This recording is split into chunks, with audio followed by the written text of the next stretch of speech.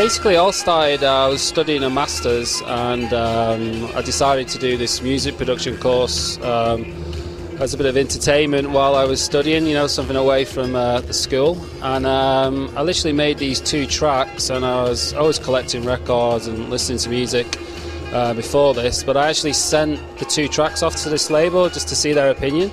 And this guy just decided he was going to put them out straight away, and it was a pretty crazy ride from there. Literally, the first 12 was called Nards, and sold crazy numbers, was like best record of the sales in 2007. And then I just found like everybody ringing me up and emailing me, trying to book me for a gig, and it was a pretty quick ride, you know, over the last 3 years. And 2 albums later, and you know, touring all around the world, I'm never home, and it's peculiar sometimes how things happen.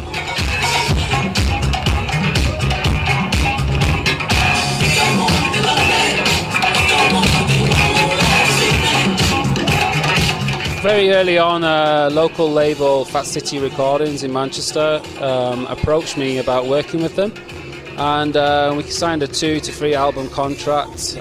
First album being Working Nights, still selling that record now, it's crazy.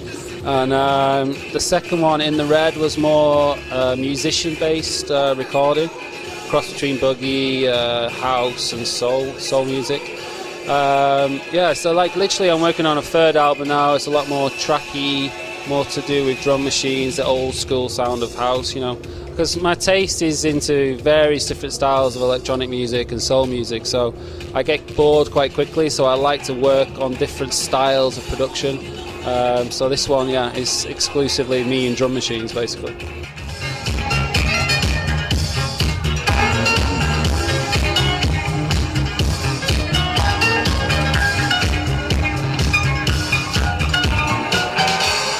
Prime Numbers was kind of set up really to push my stuff, but also kind of people around me that I was digging as well, and wanted to see what different styles they could come out with. So there's people like Fudge Fingers, who's just put out an album out now, and it's kind of a home for them as well as it is for me.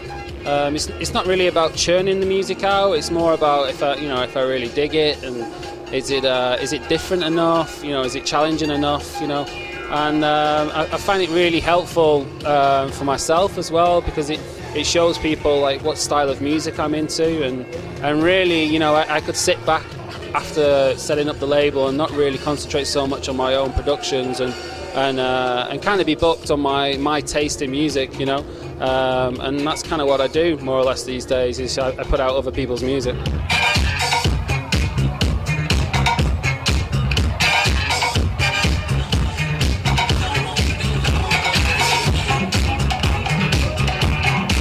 Yeah, it's my first time to Brazil, and you can see the smile on my face. It's a pretty crazy place.